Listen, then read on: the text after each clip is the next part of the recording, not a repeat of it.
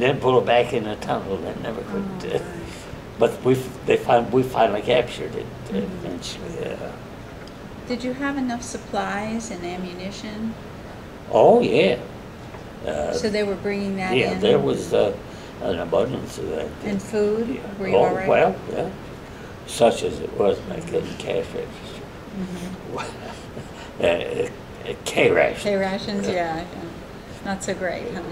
Another thing I remember clearly on the Anzio beachhead, most of our food was K-rations, C-rations. And, we hadn't had eggs in a long time, but we got enough eggs for the whole battery and for the next day's breakfast. Wow. And some German planes come over and drop some bombs on the cook stand. No eggs. Oh. We killed one of the cooks, I think. Oh my gosh.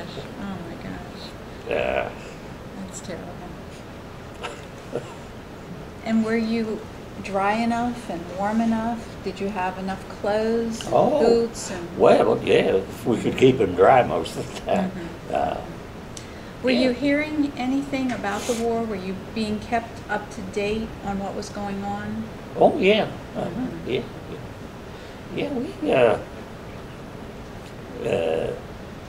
we got, of course, Andy Rooney wrote that Stars and Stripes, and it had everything that was going on. And you would get that. And, That's good. we got issues with that. But it was quite an experience. After we left that, they pulled us. We got to Rome. We went to Rome, and then we followed the troops up about 60 miles to a place called Civitavecchia. They never come back, and Never heard of that one. I've not heard of that town. well, there's a lot of places you probably never heard of. I'm sure. Yeah. Did you meet Italian people when you were going through the villages? Oh, gosh, yes. How did they feel about Americans? Well, they loved us. Yeah. Uh, Didn't like Mussolini, though. Huh? They didn't like Mussolini too much. no, Yeah. that was a pit. They killed it. Yeah, I know. And of course, I'm a sad in descent. And I got to tell you this story. Good. In Palermo, a few days after we got there, 2 or 3 of us were right there, and there's a barber shop down the fire. And there's 4 or 5 barbers in there. And 3 of us went in there to get haircuts. And the barbers were talking among themselves. And of course, one of them was telling the other 2, said, now, you know, he said, these are Americans. He says, we can charge you more. Oh, no. And you understood it. Yeah, but I didn't tell him until after. That's terrible. Here you are, saving their country. So now we had gotten as far as Rome before I interrupted you. When we left. Let me ask you one more question about Rome. Did you see any of the antiquities? Oh, yeah, Pompeii. You did? Oh, and, yeah. And the Colosseum in Rome? And the day we went to Pompeii, I remember, I wished I had all them pictures, but the Italians were shooting a movie. Oh. At Pompeii, and we met some of the actresses that I don't remember who they were. Nice. I don't remember who they were, but we had pictures. I had a whole box full. Where are they now? But it's hard to keep up with stuff for 65 years. I'm glad I kept that pamphlet that I got when I was discharged. We went from there to, we landed in southern France. I think about 20 miles. When we got to shore there, of course, we lost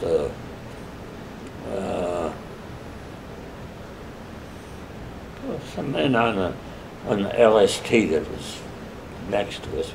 We went in, that's how we landed on them LSTs where and a bomb hit one of them, and I don't remember how many it killed. It killed, I don't know, 14 or 18.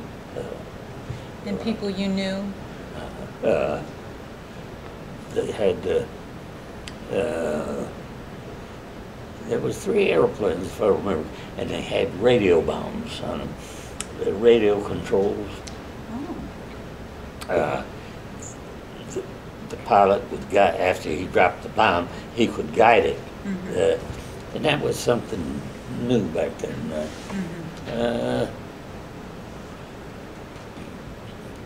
But I never did, I don't believe we ever saw it drop any more of them other than that one time. And we went from there, went to southern France, then we went up into Germany, and we crossed the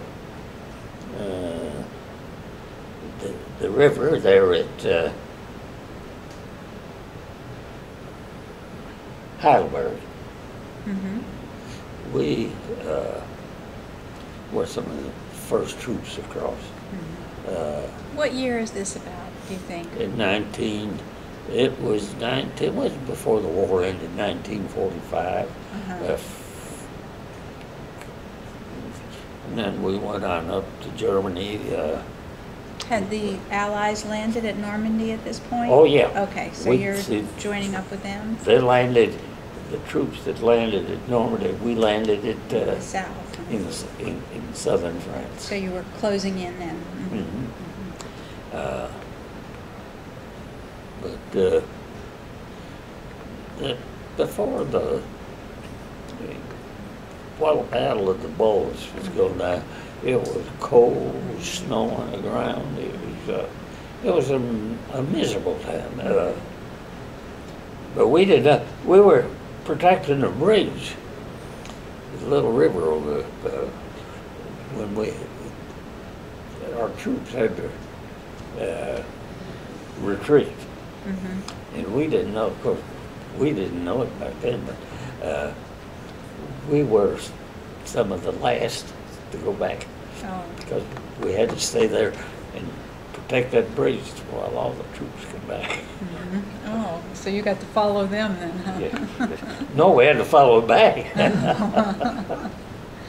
So during that cold and ice and snow, did you have proper clothing then? Well, yeah, such as it was back then. But you were cold, yeah. Oh, sure. Snow on the ground. And were the Germans retreating at this point? I mean, was the war winding down? No, they were advancing us where we were retreating. Okay. But then we went back.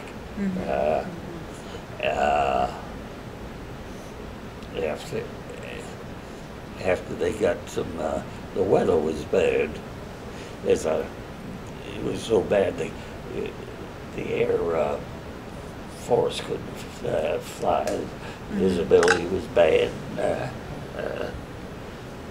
So they took advantage of that. But we were just before the war ended.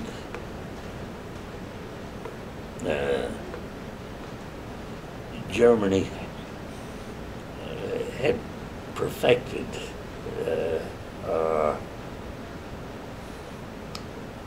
jet airplane. And They had 3 of them, I think, that come over. And that's the first ones we'd seen. Mm-hmm. But one of them was shot down. I think if the war would have lasted, if they'd have had time to get them airplanes in production, it'd have been Change the whole thing. Mm-hmm. Then I wound up at, after that, I wound up at, well, we were, before we went up there, we liberated a prison camp in Ulm, Germany. Mm-hmm. Had Russian prisoners in it. What was that like? William. No, what was that like, the liberation? Well, they were happy. They were happy people. Mm-hmm. They were happy to see us because they were in labor camps. Did they have food, or did you give them Well, food? yeah, of course. Mm-hmm. We first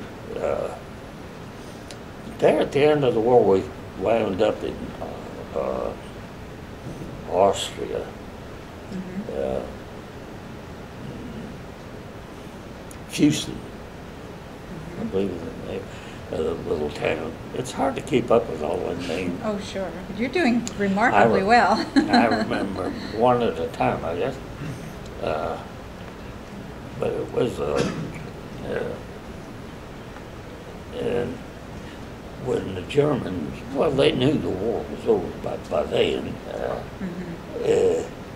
And they had thousands of Germans went up in the mountains in Austria, and of course after they got there, they couldn't do nothing. They didn't have food. They didn't have, so they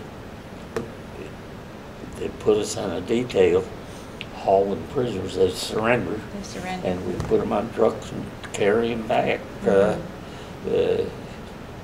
prison camps. Mm-hmm. I remember that very well. This is in Austria. Mm-hmm. Did you see any of the concentration camps?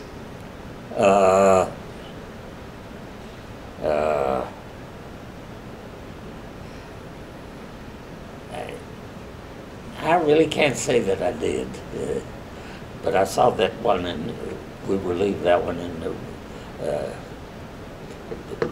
they had work camps everywhere. But we had plenty. When we crossed the Rhine River, I remember we took a storage house, cold storage, and they had hoops of Swiss cheese that weighed 160 pounds. Everybody, we went in there, we loaded them. We eat cheese, I guess, till we got blue. Did you find some wine too? Oh yeah. I bet you did. It was wine. But you knew the war was winding down. Well, yeah, sure. Yeah. Yeah. And where were you when the war was over?